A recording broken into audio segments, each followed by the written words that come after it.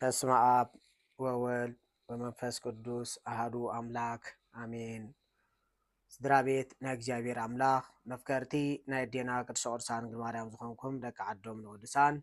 ፍጹም ሰላምታ ናይ ጎይታናን መድሓኒናን ኢየሱስ ክርስቶስ ከመይ ኣለኹም? አሜን። እግዚአብሔር አምላክና ክሳብ ዛ ሰዓት እዚኣ ብዓይኒ ምሕረቱ ጠሚቱ ብፀጉኡ ከሊሉ ቦርሳን መላእኽቱ ዓጂቡ ዕድመን ጥዕናን ሂቡ ዘፅናሐና ንሲ እሞ ክብርን ምስጋናን አምልኮን ውዳሴን ሎምን ንዘለዓለም ዓለም ንዕኹኖ ከምኡውን ነታ ኩሉ ግዜ ኣብ የማን ወዳ ቆይማ ሰሌና ትልምንን እተማልደልናን ድሕርታ ኣዴና ቅድስት ቅዱሳን ድንግል ማርያም ኩሎም ቅዱሳን እግዚአብሔር አምላክ በብማዕርጎም ክብርን ምስጋናን ይብፅሓዮም። ሕራይ ከም ፈቃድ እግዚአብሔር አምላክ ክሳብ ሕጂ 3 ሰናብቲ ናይ ጾም ኣርብዓ ሓሊፍና ኣለና። ነዘን 3 ሰናብቲ ናይ ጾም ኣርብዓ በብሓደ ብሕፅር ዝበለ መግለፂን ወይ ከዓ ትሕዝቶአን ክንርኢና ማለት እዩ። ነዚ በታ ቀዳመይቲ እንድሕር ጀሚርና ዘወረደ ትብል ቀዳመይቲ ሰንበት ናይ ጾም ኣርብዓ ዝነበረት ዘወረደ ትብል። ዘወረደ ማለት ምውራድ እዩ። እዚ ከዓ እግዚአብሔር አምላክ በቲ ንኣዳም ዝኣተወሉ ቃል ኪዳን መሰረት ንደቂ ሰባት ንኸድሕን ካብ ሰማያ ሰማያት ናብዚ ምድሪ እዚ ከም ዝወረደ እዩ። ስለዚ እዚ ኣብ ወንጌል ዮሃንስ ምዕራፍ 3 ዘሎ ታሪክ እዩ። ብዛዕባ እዚ ብዘይካቲ ካብ ሰማይ ዝወረደ ዋላ ሓደ እኳ ናብ ሰማይ ዝዓረገ የለን ከም ዝብል ንሱ ካብ ሰማይ ወሪዱ ካብ ሰማይ ክወርድ ከሎ ግን ቦትኡ ገዲፉ ድዩ? እዚ ማለት መላእኽቲ ካብ ሰማይ ናብ ንድሕነት ናብ ደቂ ሰባት ክለኣኹ ከለዉ ኣብኡ ኣይህልውን እዮም። ኣብቲ ናይ ድሕነት ቦታ እዮም ዝህልው ውሱናት ስለ ዝኾኑ። ደቂ ሰባት ኣብ ገዛ እንድሕር ኣለና ኣብ ደገ የለናን ውሱናት ስለ ዝኾንና። እግዚአብሔር አምላክ ግን ወሪዱ ንብል ኣለና። ወንጌል ዮሃንስ ምዕራፍ 1 ተሪእናዮ ቃል ስጋ ኮነ ማለት ተዋሃደ። ቅድሚ ዓለም ብልቢ ዝሓለኖ ድሕሪ ዓለም ብነቢያት ዝተናገሮ ቃል ንምፍፃም ነዚ ቃል እዚ ንምፍፃም ብብስራት ናይ ቅዱስ ገብርኤል መልአክ ካብ ቅዱስ ቅዱሳን ድንግል ማርያም ካብ ስጋ ስጋ ካብ ነፍሳ ነፍሲ ተዋሂዱ ቃል ስጋ ኮነ፣ ፍጹም ሰብ ፍጹም አምላክ ኮነ። እዚ እዩ ዘወረደ ማለት ቃል ስጋ ኮነ ማለት እዩ። ዘወረደ ማለት ቃል ስጋ ኮነ ማለት እዩ። መውረዲኡ ምክንያት ግን ንድሕነትና። ስለዚ እንታይ እዚ ትሕት ከም ዝበለ እዩ። ትሕትና ናቱ ክንርኢ ከለና ሙሉእ ሰፊሕ ረቂቅ ነይሩ። ምስ መን ተዋሂዱ? ምስቲ ውሱን ምስቲ ግዙፍ ምስቲ ፀቢብ ዝኾነ ስጋ ተዋሂዱ። ስለዚ እዚ ስለ ዝተዋሃደ ትሕትና ናይ እግዚአብሔር አምላክ ዝንገረሉ ትሕት ዝበለሉ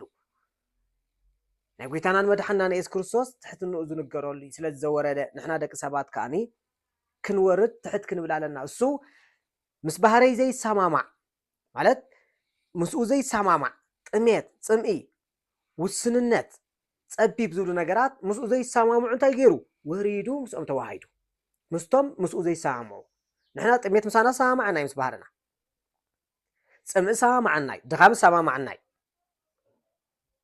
ንእግዚአብሔር ግን ኣይሰማምዑን። ስለዚ እዚ እዩ ቃል ስጋ ኮነ ወይ ከዓ ወረደ። ዘወረደ ማለት እዚ እዩ ተዋሃደ። ስለዚ ምዝ ክሰማማዕ ወሪዱ ንሕና ኸ ምስቲ ምስ ባህርና ዘይሰማማዕ ነገር ማለት ደቂ ሰባት ትዕቢት እንደሎ ክንከውን ንኽእል ኢና። ናብ ትሕትና ግን ክንወርድ ግዴታ እዩ። ክንቁጣዕ እንደሎ ክንከውን ንኽእል ኢና። ናብ ትዕግስቲ ክንወርድ ግን ግዴታ እዩ። ሰባት ብዝተፈላለየ መንገዲ ክንፀልእ እንደሎ ንኸውን ኢና። ናብ ፍቅሪ ክንወርድ ግን ግዴታና እዩ። ስለዚ ናብ ትሕትና ናብ ትዕግስቲ ናብ ፍቅሪ ከይወረድና ክንቅደስ ኣይንኽእልን። ስለዚ ናብዚ ኢና ክንወርድ ዘለና። እዚኣ ተቐዳመይቲ ሰንበት። ካልኣይቲ ሰንበትካ ቅድስቲ እያ። ቅድስቲ ዝብል ቅዱስ ዝብል ቃል ኣሎ። ቅዱስ ማለት ፍሉይ ክቡር እዩ። እዚ ፍሉይ ዝኾነ ክቡር ዝኾነ እግዚአብሔር አምላክ ንእግዚአብሔር ባህሪኡ እዩ። እግዚአብሔር ብባህሪኡ ፍሉይ እዩ፣ ብባህሪኡ ቅዱስ እዩ፣ ክቡር እዩ እግዚአብሔር። እቲ ቅዱስ ዝኾነ እግዚአብሔር አምላክ ንዕለተ ሰንበት እዛ ሰንበት እዚኣ ቅድስቲ ፍልይቲ ትኹነልኩም ባል ሂብና ነዛ ዕለተ ሰንበት ፍልይቲ ቅድስቲ ትኹነልኩም ክልከሎ ንምንታይ እያ ሰንበት ንዓና ተፈልያትልና ንምንታይ ተቀዲሳትልና ወይ ንምንታይ ና ቅድስቲ ዕለት ኢልና እንፅዋዓ ግብሪ ወንጌል ንክንገብር እግዚአብሔር አምላኽ ፍጥረታት 6 መዓልቲ ፈጢሩ ዕለተ ቀዳሚት ሰንበት ማለት እዩ ዕለተ ቀዳም እንታይ ገይሩ የዕሪፉ ድኻም ሳሙዕ ኮይኑ ይኮነን የዕሪፉ እዚ ንዓና ኣብነት እዩ ንዓናን ትምህርትና እዩ ስለዚ ንሕና ካብ ሶኒ ክሳብ ዓርቢ ዘሎ ግዜ ሓደ ሰብ ኣብ ስራሕ ክቕኒ ይኽእል እዩ ግብሪ ወንጌል ከመዓሲ ክገብር ኣብታ ቅድስቲ ኣብታ ፍልይቲ ዝኾነት ዕለት ኣብታ ፍልይቲ ቅድስቲ ዝኾነት ዕለት ግብሪ ወንጌል ክንገብር ኣለና ስለዚ ዕለተ ሰንበት ብእግዚአብሔር ተቀደሰት ዝኾነትሉ ንምንታይ እያ ንሕና ኣብዛ ዕለት እዚኣ ግብሪ ወንጌል ንክንገብር ንኣብነት ንሕሙም መዓስ ከይድና ክንበፅሕ ንዝሓዘነ መዓስ ከይድና ክነፀናንዕ ንዝተኣሰረ መዓስ ከይድና ክንበፅሕ ዝሓመመ ዝተኣሰረ ዝተፀገመ ዝተኣስረ ሰብ ክንበፅሕ ንድሕር ኮይና መዓስ እያ እታ ሓንቲ ዕለተ ሰንበት እያ እታ ፍልይቲ ዝኾነት ዕለት እያ ኣብዛ ዕለት እዚኣ ግብሪ ወንጌል እናገበርና ክንውዕል እዩ እዛ ሰንበት እዚኣ ቅድስቲ ስለዚ ትሕት ትብል ትወርድ ናብ ትሕትና ናብ ትዕግስቲ ናብ ፍቕሪ ሽዑ ኸ ናይ ቅድስና ስራሕ ትሰርሕ ካልኣይቲ ሰንበት ናብ ሳልሰይቲ ሰንበት ንምፃእ እዛ ዘለናያ ወይ ከዝሓለፈት ሰንበት ማለት እዩ ምኩራብ ተባሂላ ትፅዋዕ ምኩራብ ማለት እንታይ ማለት እዩ ምኩራብ ማለት ቅዱስ ስፍራ እዩ እዚ ቅዱስ ስፍራ ኢልናዮ ዘለና ምኩራብ ናይ ሳልሰይቲ ሰንበት ጾም 4 ማለት እዩ ቅዱስ ስፍራ ክንብል ከለና ከመይ እዩ ህዝቢ እስራኤል ብርኽ ዝበለ ቦታ ኮይኑ ህዝቢ እስራኤል ዝእከብሉ ሕጊ እግዚአብሔር አምላኽ ዝንበበሉ ህዝቢ እስራኤል ንምስጋና ንጸሎት ንትምህርቲ ንምምጽዋት ዘካይዱሉ ዝነበሩ ኣብኡ ጸሎቶም ትምህርቶም ንምጽዋቶም ኩሉ ነገራት ግብረ ጽድቂ ዝበሃሉ ነገራት ዝገብሩሎም ዝነበሩ ቦታ ምኩራብ ይበሃል ቤተ መቅደስ ኣይነበረን ድዩ እንድሕርተይና ቤተ መቅደስ ነይሩ ሓንቲ ኣብ ኢየሩሳሌም ነይራታ ቤተ መቅደስ እዛ ቤተ መቅደስ እዚኣ ኣብ ኢየሩሳሌም ዝነበረት ንብሙሉኦም ካብኡ ወፃኢን ዘለው ህዝቢ ክትበፅሖም ኣይከኣለትን ስለዚ ናብ ኩሉ እንታይ ገይሮም ምኩራብ ተሰሪሕሎም እዚ ጸሎት ንምጽዋቶም ጾሞም ኩሉ ነገራቶም ማለት ንእግዚአብሔር ዘድልዮም ናብ እግዚአብሔር ንምዕራቕ ናብ እግዚአብሔር ንምቅራብ ዘድልዮም ነገራት ስርዓታት ዝፍጽሙሉ ዝነበሩ ስለዚ ምኩራብ ንህዝቢ እስራኤል ብርኽ ዝበለ ቦታ ተሰሪሕሎም ሕጊ እግዚአብሔር አምላኽ ዝንበበሎም ንሶም ከዓ ንእግዚአብሔር አምላኾም ዘድሊ መስዋዕቲ ዘቕርብሉ ዝነበሩ ቦታ ዝእከብሉ ዝነበሩ ናይ ጸሎት ቦታ እዚ ምኩራብ ተባሂሉ ይጽዋዕ ኣብዚ ቦታ እዚ ጎይታናን መድሓናን ኢየሱስ ክርስቶስ ተረኺቡ ነይሩ ንኣብነት ጠፊኡ ክደልይዎም ከለዉ ወንጌል ሉቃስ ምዕራፍ 2 ተሪኢናዮ ካብ ፈቅዲ 46 ዘሎ ድሕሪና ኣብ ፈቅዲ 49 እንታይ ኢሉ ኣነ ኣብ ቤት ኣቦይ ክህሉስ ኣይግባኣን እንዲ ኢሉ እዚ ክብል ከሎ ንምንታይ እዩ ኣብ ምኩራብ ነይሩ ኣብቲ ምኩራብ ኮይኑ ይብል ኣብቲ ምኩራብ ኮይኑ መጽሓፍ ትንቢተ ኢሳይያስ እንዳንበበ ይትርጉመሎም ነበረ ስለዚ ጎይታ ኣብዚ ቦታ እዚ መጽሓፍ የንብብን ይትርጉምን ነይሩ ጎይታ ኣብዚ ቦታ እዚ ሕሙማት ይሕው ነይሩ ኣብ ቤት መቅደስ ከዓ ዕውራትን ሓንካሳትን ናብኡ መፁ ንሱ ድማ ኣሕወዮም ይብል ወንጌላዊ ማቴዎስ ምዕራፍ 21 ጽሒፍዎ ዘሎ ኣበይ ናይ ቤት መቅደስ ኣብ ምኩራብ ኣብዛ ምኩራብ እዚኣ ብዙሓት ሕሙማትን ድውያትን ሓንካሳትን ለምጻማትን የምፅሉ ነይሮም የሕውዮም ከዓ ነይሩ ስለዚ ኣብዛ ቤት መቅደስ እዚኣ ኣብዛ ምኩራብ ኢልና ንፅዋዕ ዘለና ኣብዛ ቤት መቅደስ እዚኣ እንታይ ዝሰርሕ ነይሩ ድውያነ ስጋ ብተኣምራት ድውያነ ነፍሲ ከዓ ብትምህርቲ ይፍውስ ነይሩ ካብቲ ናይ ትምህርቲ ዝፈወሶ ድውያነ ነፍሲ እንድሕር ተሪኢና ካብቲ ናይ ቀደም ማለት ጸሎት ክጽልዩ ምምጽዋቶም ከብጽሑ ልማኖም ናብ እግዚአብሔር ክልምኑ ኢሎም ዝእከብሉ ዝነበሩ ቦታ ምኩራብ ናይ ምምጽዋት ተሪፉ ናይ ሸቐጥ ገይሮም መጸኒሖም ናይ ንግዲ ገይሮም መጸኒሖም ስለዚ ካብ ርሑቕ ቦታ ሓደ ሰብ ካብ ርሑቕ ቦታ መጺኡ ናብ ቤተ ክርስቲያን ኣብ ዝመፀሉ ግዜ እንታይ ዝገብር መጥኡ ጸልዩ ዘድልዮ ነገራት ምጽዋቱ ዕሽረቱ በኽሮት ኩላ ኣቐሚጡ ይኸይድ ዕሽር በኽራት ብምጽዋቱ ዘድልዮ ነገራት ኣብኡ ፈጺሙ ይኸይድ እዚ ስርዓት ኣምልኾ ዝፈጺሙ ይኸይድ ንዝነበረ ህዝቢ እስራኤል ግን ናይ ንግዲ ቦታ ቀይሮሞ ወርቂ ሒዙ መጸ ብብሩር ጥሪት ሒዙ መጸ ብጥሪት ናይ ሸርፊ ናይ ቀይሮሞ እዚ ነገር እዚ ስለ ዝተቀየረ ጎይታ ኣብዚ ምኩራብ እዚ ኩርማች ተቲዑ ኣብኡ ዝነበሩ ኣባጊዕ ዓጣል ናይ ንግዲ ከፍቲ ብሓፈሻ ኣውፅኦም ኣብኡ ዝነበሩ እንስሳታት ኣውፅኦም ጎይታ ስለዚ ኣብዚ ምኩራብ እዚ ናብ ናይ ንግዲ ቦታ ለዊጦሞ ስለ ዝፅንሑ ንኣብነት ሎሚ ኣብ ዘመንና ዘለናዮ እኳ ሓደ ሓደ ከባቢታት ትርኢኻ ኸው ኣብ ኣፍ ደገ ቀፅሪ ቤተ ክርስቲያን እቲ ካንሸሎ ናይ ቤተ ክርስቲያን ገዛ ይስራሕ እሞ ብኣፍ ደጊኡ ይካረ ኣብኡ ዘይተደለየ ሙዚቃታት ናይ ባራት ትካላት ይኸውን ናይ መስተ ማለት እዩ ናይ መስተ ሙዚቃታት ይውላዓው ናይ ንግዲ ተቀይሩ ስለዚ ምኩራብ እዚ ዝካየደሉ ዝነበረ ነገር እዩ ጎይታ ኣብዚ ዕለት እዚ ማለት ኣብ ምኩራብ ኣብቲ ቦታ ናይ ምኩራብ ምስ ተረኸበ ክልተ ዓበይቲ ነገራት ገይሩ ነይሩ ክልተ ዓበይቲ ነገራት ገይሩ ነይሩ ቀዳማይ ከም ንጉስ ማለት ከም ንጉስ ወንበር ገልቢጡ ሰጊግዎም ካብቲ ዝነበሩ ቦታ ኣውፅይዎም እስኻ ንሱ ጎይታናን መድሓናን ኢየሱስ ክርስቶስ ንጉሰ ነገስ ስለ ዝኾነ ስልጣን ኣርኣዮም እዚ ቤት ኣቦይ ቤተይ ቤተ ጸሎት በዓቲ ጓሓላሉ ጌርኩሞ ቤተይ ቤተ ጸሎት እዩ ዝብል ስለዚ በዓቲ ጓሓላሉ ትገበርኩሞ ናይ ንግዲ ናይ ሸቐጥ ቀይርኩሞ ሰብ ክጽልል ዝመፀ ጸሎት ገዲፉ ናብ ንግዲ ከኣቱ ጌርኩሞ ክምፁት ኢሉ ዝመፀ ንድኻ ክንዝረድእ ካልእ ሸቐጡ ሸቂጡ ንኽኸይድ ጌርኩሞ ብምባል ከም ንጉስ ወንበሮም ገላቢጡ እንስሳታቶም ኩርማጅ ገይሩ ኣውፅእወን ካልኣይ ዝገበሮ ዓብይ ነገር ከዓ ከም ኣምላኽነቱ ፈዋስነቱ ንድውያን ንሕሙማን ፈዊሲ ንድውያነ ስጋ ብተኣምራት ንሕሙማነ ነፍሲ ወይ ከዓ ድውያነ ነፍሲ ከዓ ብትምህርቲ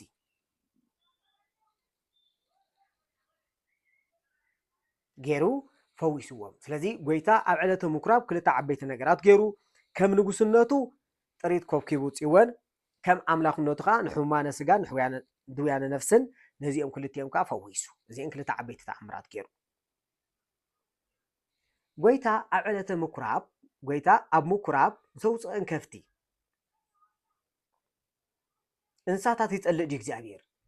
ስለምንታይ እንስሳታት ካብ ቤት መቅደስ ኣውፅይዎ ካብቲ ቀፅሪ ቤት መቅደስ ወይ ካብ ቀፅሪ ቤተ ክርስቲያን ኢልና በዝሎም ጽውዑ ቀፅሪ ማለት እዩ ካብኡ ስለምንታይ ውፅኡ ሰጊግዎን እንስሳታት ይጸልእ ዲ ጎይታ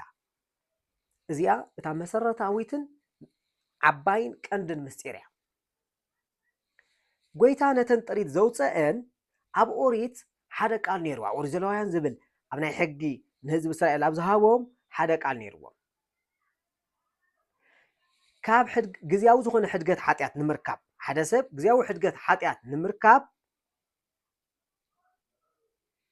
ዝግበረሉ ነገር ነይሩ ኣብ 40 መዓልቲ ምስ ተወለደ እውን ዝግበረሉ ወዲ ተኮይኑ ጓል ተኮይና ኣብ 80 መዓልቲ ዝግበረሎም ነገር ነይሩ እዚ ከዓ ከም መስዋእቲ የቅርቡ ነይሮም እቲ ዘቅርብዎ ዝነበሩ መስዋእቲ ናይ 3 ዓመት ኣርሒ ወይ ከዓ ላም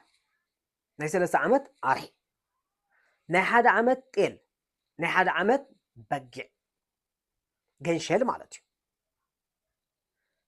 እዚኦም ሒዞም ንመስዋእቲ ንግዚያዊ ሕድገት ሓጢኣት ንምርካብ ይመፁ ነይሮም ሓደ ካልኣይ ረጋቢትን ባሬቶን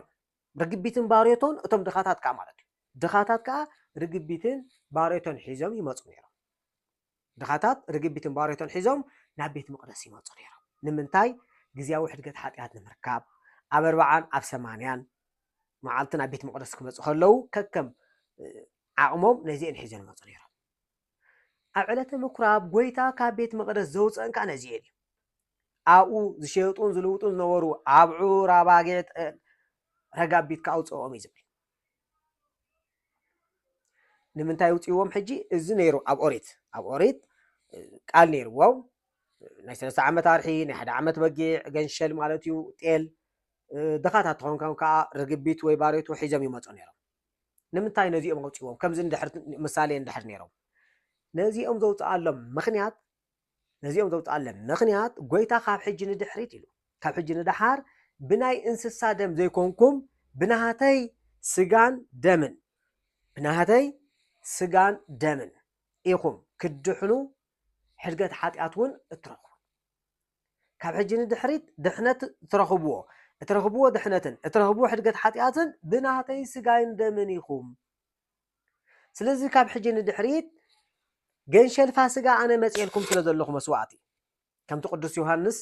መጥምቀ መለኮት ንጎይታ ክሓለፍ ምስ ረኣዮ እንሆ ሓጢኣት ዓለም ዘርሕቕ ገንሸል ኣምላኽ ኢሉ ገንሸል ኣምላኽ ስለዚ ኣነ ገንሸልኩም ኣነ ስለ ዝኾንኩ ገንሸልኩም ካብ ሕጂ ንድሕሪት ብናሃተይ ደምን ስጋን እንተዘይኮንኩም ብናይ እንስሳታት ድሕነት ዝበሃል የለን ስለዚ ተግበርዎም ኣውፅዎም መስዋዕትኩም ኣነ እየ ብምባል እሱ መስዋዕቱ ስለ ዝወፀ መስዋዕቱ ናይ ኦሪት እንታይ ገይርዎ ኣውፂኡ መስዋዕቲ ሓድሽ ኪዳን ባዕሉ ኮይኑ ስለዚ ስጋይ ዝበልዐ ደመይ ሰተየ ናይ ዘለዓለም ሂወት ክረክብ እዩ ብምባልካ ናይ ዘለዓለም ሂወት ብኸመይ መንገዲ ከም ንረክብ የረድኣና እሞ ኣብኣስ ንእሽተይ ሕቶ ነልዕል እንድሕር ብስግኡ እንዶምን ስሬት ሓጢኣት ሕድገት ሓጢኣት ንረክብ ናይ ዘለዓለም ሂወት ንወርስ እንድሕር ተኮይንና ኣብዚ ንገብሮም ነገራት ኣለዎ ማለት ውራይ ክንገብር እንከለና ወይ ከዓኒ ኣብ ግዜ ተስካር ክንገብር ከለናስ በጊዕ ናይ ሓደ ዓመት መስዋዕቲ ተባሂሉ ብፍላይ ኣብ ተስካር በጊዕ ናይ ሓደ ዓመት ንገብር ኢና ኣብ ውራይ ከፍቲ ከከም ዓቕምካ ኣጣል ኣባጊዕ ዝተፈላለዩ ነገራት ንሓርድ ኢና ንምንታይ ደኣ ንሕር መስዋዕቲ ዘይኮኑና ተኮይኖም ንምንታይ ደኣ ንዕኦም ንሓርድ ኣለና ንሓደ ዝሞተ ሰብ ተስካር ክንገብረሉ ከለና ገንሸል መስዋዕቲ በጊዕ ናይ ሓደ ዓመት ኣምፂና ጌርናሉ መስዋዕቲ እንተዘይኮይኑ እንታይ ደኣ እዩ ዝኸውን ዘሎ ዝብል እዩ ስለዚ ኣብዚ ክርዳእና ዘለዎ ነገር ኣብ ሓድሽ ኪዳን መስዋዕትና ስጋን ደም ናይ ወልዲ እግዚኣብሔር ብቅዱስ ቁርባን እሱ መስዋዕትና ክርስቶስ በጊዕ ፋሲጋና ኮይኑ ሓንሳብ ሓሊፍልና እዩ ንዝሞተ ሰብ ንተስካር ኢልና እንቐርቦም ግን ምምፅዋት እዮም ዝበሃሉ ምምፅዋት ኣብ ውራይ ንገብሮ እናሓርዶኸ ምምፅዋት ስለዚ እዩ ኣብ ወንጌል ሉቃስ ጎይታ ነቲ ናብ ውራይ ዝዓደሞ ሰብኣይ ከምዚ ኢልዎ ንስኻሲ ውራይ እንተገበርካ ዓበይትን ሃብታማትን ኣይትፀውዕ ምክንያቱ ምምልላስ ከይኮነካ ሎሚ ንሶም ሒዞም ኢልካ ክመፁ እዮም ፅባሕካ ንስኻ ሒዝካሎም ትኸይድ ኢኻ ምምልላስ ከይኮነካ ንስኻሲ ውራይ እንተገበርካ ኣብ ሰማይ ክፀሓፈልካ ኣብ ቅድሚ እግዚኣብሔር ክብሪ ክትረክብ ዓስቢ ክትቅበል እንድሕር ትኾንካ ግን ንረዳእን ጠዋርን ዘየብለን መበለታትን ንድኻታትን ደኣ ፀውዕ ስለዚ ብስም እቲ ዝሞተ ሰብ ተስካር ክንገብር ከለና ወይ ብስም ቅዱሳን ብስም ናይ እግዚኣብሔር ኣምላክ ክብረ በዓላት ክነብዕል ከለና ውራይ ማለት እዩ ውራይ ክንገብር ከለና እናሓርዶም እዚኦም መስዋዕቲ ዘይኮኑ ምምፅዋት እዮም ዝበሃሉ ወንጌል ማቴዎስ ምዕራፍ 25 ካብ ፍቅዲ 31 ጀምቢርና ተሪእና እውን ጠምየ ዘብላዕኹምኒ ፀምየ ዘስተኹምኒ ዓሪቐ ዘኸደንኩምኒ ጋሻ ኮይነ ዝተቐበልኩምኒ ሓይመ ዝበፅሐኹምኒ ዝብል ኣሎ ተኣሲረ እግዚኣብሔር ፍታሕካ ዝበልኩምኒ ስለዚ ንሕና ብስምቲ ዝሞተ ሰብ ነቲ ዘሎ ጥሙይ ንዕሩቅ ንጥሙይ ክንምግብ ንፅሙቕ ክነስቲ ንዕሩቅ ክንከድን እንከለና እግዚኣብሔር በዚ መሰረት እዚ ብስምቲ ሰምቲ ስለ ዝገበርናዮ ብስም ናይቲ ዝሞተ ሰብ ስለ ዝገበርናዮ ወይ ናትና ውራይ ክንገብር ከለና ብስም ቅዱሳን ስለ ዝገበርናዮ ዓስቢ ቅዱሳን ንረክብ እዚ ወንጌል ማቴዎስ ምዕራፍ 10 ዘሎ እዩ ብስም ነቢ ብርጭቆ ማይ ዘስተ ዓስቢ ብስም ሃዋርያ ብስም ሓደ ወዲ መዝሙር ብስም ሓደ ቅዱስ እግዚኣብሔር ዝተመስከረሉ እግዚኣብሔር ቃል ኪዳን ዝኣተወሉ ቅዱስ ብስሙ እትገብሮ ነገራት ዓስቢ ኣለዎ ስለዚ ነቲ ዝሞተ ሰብ ብስም ቅዱሳን ጌርና ኢና ዓስቢ ንእክበሉ ስለዚ ኣብ ኦሪት ዝነበረ መስዋዕቲ ተሪፉ እዩ መስዋዕትኩም ኣነ ገንሸል ፋሲጋኹም ኢልና ክርስቶስ መስዋዕትና ስለ ዝኾነ ብስጉእ ደሙን እዩ ድሕነት ዝርከብ ኣብ ተስካርን ኣብ ዝተፈላለዩ ውራያትን እንገብሮ ንሓርዶም እንስሳታት ዳ እንታይ እዮም መመፁዋት ይበሃሉ ንጥሙይ ክነብልዓሎም ንፅሙቕ ክነስትየሎም ምስም ቅዱሳን ሽዑ ዓስበ ቅዱስ ክንረክብ ምእንቲ እዩ እዚ ተቐዳማይ ተኻልኣይ ናይ ምውፅኡ ቀንዲ ምስጢር ከዓኒ ስጋይን ደመይን ወሲድኩም ሕድገት ሓጢኣት ክትረኽቡ ዘይኮንኩም ነዚ ናይ እንስሳዊ ግብሪ ማለት ስግኡን ደሙን ወሲድና ሕድገት ሓጢኣት ንረክብ ተኮይንና ግብሪ እንስሳዊ ግብሪ ክንገድፍ ኣለና እንስሳዊ ግብሪ ማለት እንታይ ማለት እዩ እንስሳዊ ግብሪ ማለት እንታይ ማለት እዩ ንሕተይልና እንስሳዊ ግብሪ ማለት ልዕሊ ዓቕምኻ ተመስገን ዘይብሉ ምብላዕ ሃርገፍ ገፊልካ ምብላዕ ካብ ናይ እግዚኣብሔር ኣምላኽ ፈቃድ ካብ ናይ እግዚኣብሔር ኣምላኽ ሕጊ ወፃኢ እንገብሮም ነገራት እዚኣቶም እንታይ እዮም ንእግዚኣብሔር ዘይሕጉሱ ነገራት ግብሪ እንስሳዊ ይበሃሉ ስለዚ እንስሳዊ ግብሪ ብሓፈሻ ኣብ حوار عرض فعلوت ناسب قلاتي أبزل أخو مهلأختو أب معرف حموشة كفقد 10 شعات حساب 20 لونا 20 حساب 20 حدا نزلو كفقد 10 شعات معرف حموشة زيهم إذا قبرتات زياتهم نجزي أبير كبر زيهم نجارات كلهم زيهم تايوم زيهم كلهم انسساو قبري بحالو ስለዚህ ካብ እንስሳው ግብሪ እንተወፂኹም ስጋይ እንደመይ ይበልዕኹም ናይ ዘላለም ህይወት ክትረኽቡ ኢኹም እንስሳው ግብሪ እንተ ዘይገዲፍኩም ግን ናይ ዘላለም ህይወት የብልኩምን ንኸበሊሉ ነቶም እንስሳታት አውፂዎም ስለዚህ ግብሪ እንስሳዊ ገዲፍና በቲ ትክክል ክንከይድ ምክንያቱ ንሕና እንታይና ከም ታወራ ቅዱስ ጳውሎስ ስኻትኩም ቤት መቅደስ ህያው አምላክም ዝበሎ ቤት መቅደስ እግዚአብሔርና ቤት መቅደስ እግዚአብሔርካ ፍልይትያ كبرتيا سلازي فليات سلازوخنا بيت مقدس እግዚአብሔር አምላክ ኮይና ከነብር እንስሳው ግብር ከነውጽ እግዚአብሔር ብጸጉ ይደግፈና ቅድስት ቁርሳን ማርያም ጸሎታ ኩሉን ቁርሳና ማራድነቶም አይፈለየና ሰላም ይሕዋት ከመይ ኣለኹም ድሓንዶ ብወገኔ እግዚአብሔር መስገን ጽባኣለኹ ንዕቤት ናይዛ ቻነል ሳብስክራይብ ላይክ ሼር ክትገብሩ በትሕትና ይላቦ ምክንያቱ ንስኹም ሳብስክራይብ ሼር ላይክ እንተዘይጌርኩም ካልኦት ክገብሩ ኣይክእሉን ንስኹም ብዝገበርኩም መልክዕዮም እቶም ካልኦት እውን ከምኡ ዝገብሩ ማለት እዩ ስለዚ ኣብዛ ቻነል ብዝሪኦ ዘለኹ ሊስት ማለት እዩ ዳርጋ 95% ተበልናዮ ብዘይ ምግናን ማለት እዩ 900 ዝብል ብዘይ ሳብስክራይብ ብዘይ ላይክ ብዘይ ሼር ኢኹም ትሪኡ ዘለኹም ስለዚ ብዛዕበየ ንዕቤት ናይዛ ቻነል ሳብስክራይብን ላይክ ሸርን ጌርኩም ክትሪዩ ብትሕትና ይሓትት ንዓኹም ዝጎድለኩም ነገር የለን ላይክ ስለ ዝገበርኩም ሚሞሪኩም አይመልእን ሳብስክራይብ ስለ ዝገበርኩም ሞባይልኩም አይትባላሸውን ሼር ስለ ዝገበርኩም ግዜኹም አይጠፍእን ስለዚ ንዕቤትና ቻነል በዚን ሰለስቲን ክትሕግዙና ነላቦ ካብ ሕጂ ንድሕሪት ብስነ ጽሑፍ ብሕፅር ሕፅር ዝበለ ትምህርታት ክድመፀኩም ኢና ከምኡውን ብዝተፈለየ ኻኒ